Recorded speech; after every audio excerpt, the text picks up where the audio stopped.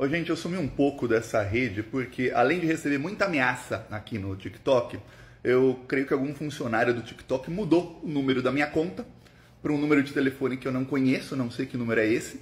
Então eu não consigo logar na minha conta em nenhum outro celular, em nenhum outro aparelho, porque ele manda um SMS para um número que eu nem sei qual número é. Assim, nem tem na minha agenda nenhum número com o final que aparece ali.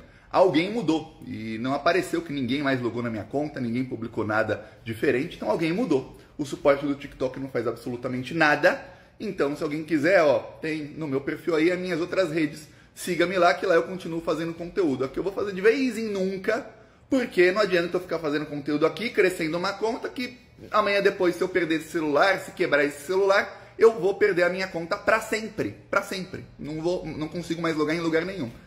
Valeu, hein, TikTok? É isso que dá contratar Bolsominion para uma empresa que deveria ser séria. Atenção, os bolsonaristas estão tentando de tudo para derrubar a ministra da Saúde do Lula. Ela que voltou com os Mais Médicos, voltou com Farmácia Popular, que agora vai distribuir 48 medicamentos gratuitamente para as pessoas. Ela começou o programa de distribuição de absorvente para 24 milhões de pessoas que vão ter absorvente todos os meses gratuitamente. E, principalmente, ela fez uma nova regra, uma portaria no Ministério da Saúde, que agora não dá mais para roubar dinheiro público. Então o Centrão e parte aí da imprensa que querem, quanto pior, melhor, estão tentando derrubar a ministra do Lula. Viu? Anunciaram que o dia que o Bolsonaro chegaria no Brasil, teria um ato que ia parar Brasília, convocaram, sei, tinha mais militares do que apoiadores e... O problema do Bolsonaro é um problema hoje de polícia e da justiça. Né? A situação do Bolsonaro eu acho que é uma situação delicada, pela quantidade de inquéritos, pela quantidade de crimes que são, né, investigados. Nós defendemos que ele tenha o amplo direito de defesa do processo legal, e que seja julgado a sua conduta das pessoas próximas nas esferas do Poder Judiciário que ele deve ser julgado. Né? Eu não sou da área do direito, apesar de ter estudado um tempo no direito, fui aluno até do Nelson Jobim, que é lá de Santa Maria, né?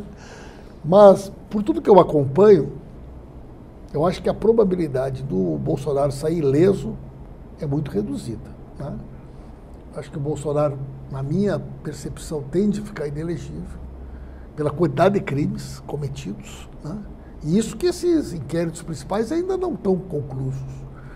E acho também que ele e as pessoas próximas terão muita dificuldade para saírem ilesos também da responsabilização penal, né? De todos os crimes em que eles estão envolvidos. Mas, sinceramente, acho que... Sabe aquele negócio, por exemplo, tu perguntar assim, quem votou no Collor em 89, é difícil tu achar alguém, né? Que é como se não existisse essa pessoa, né?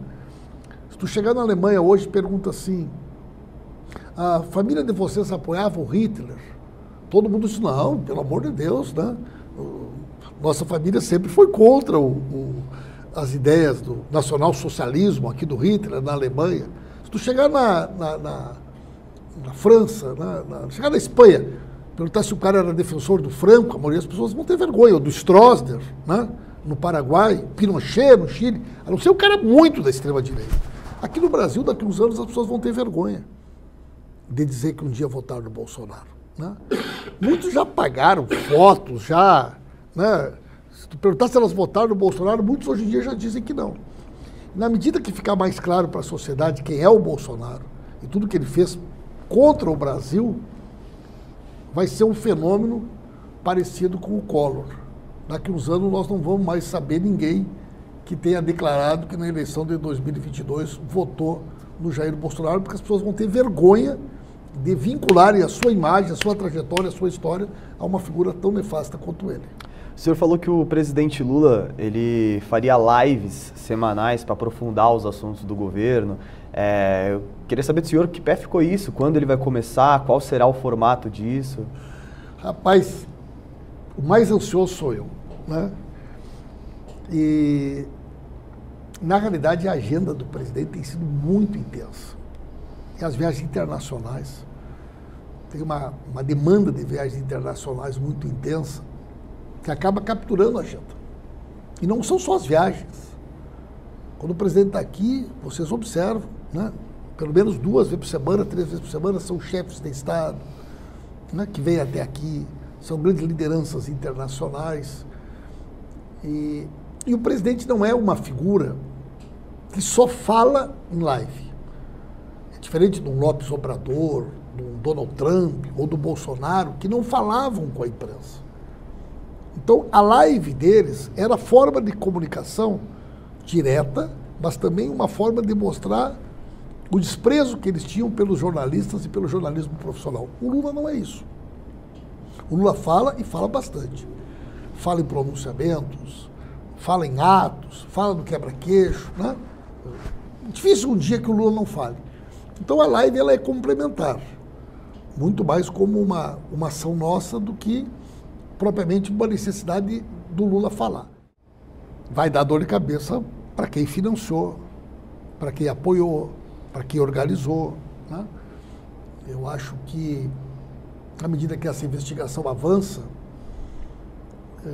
vai ficar cada vez mais claro que houve um sofisticado processo de organização e de financiamento daquele episódio, que não começa no dia 8.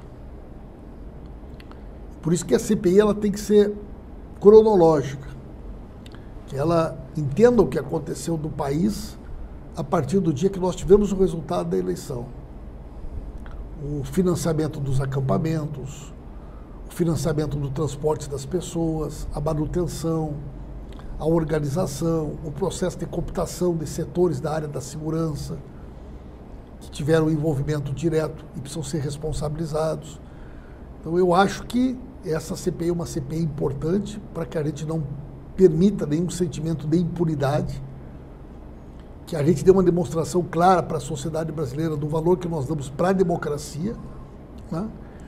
E eu tenho uma expectativa, assim, que ela tenha um papel histórico de fazer uma clivagem, né, entre aqueles que entendem que a democracia é um valor inegociável, que a Constituição Federal é, né, um grande instrumento de organização da sociedade do Estado brasileiro, e aqueles que, num determinado momento, imaginaram que essa Constituição pudesse ser rasgada, que a democracia pudesse ser pisoteada, e eles precisam, de forma pedagógica e exemplarmente, serem identificados e punidos.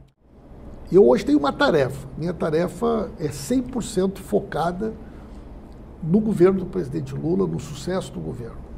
Lá em 2026 a gente pensa sobre isso, né? Esses dias saiu uma matéria, o pessoal dizendo, o deputado Paulo Pimenta só pensa no Rio Grande do Sul. Eu li aquela matéria e dei risada, sabe por quê? Sabe quantas vezes eu fui a Santa Maria, minha cidade, desde o início desse ano? Uma vez. Uma vez num sábado. 3 vezes eu estive no Rio Grande do Sul, as 3 acompanhando outros ministros. Uma vez com o Paulo Teixeira, uma vez com a Anísia e uma vez com o Renan. Nunca fiz uma agenda minha no Estado. Chego no Palácio 7h15 da manhã e saio de lá às 11 horas da noite. Trabalho todos os dias focado nesse esforço para ajudar o nosso governo. E não tenho nem tempo para pensar no que eu vou ser candidato, se é que eu vou ser candidato em 2026, é algo que está totalmente fora do meu horizonte. A minha preocupação imediata hoje, além do governo, é o Inter ganhar do Nacional lá em Montevidéu, nesse jogo decisivo da Libertadores. Essa preocupação com o meu time é uma preocupação que eu não abandono.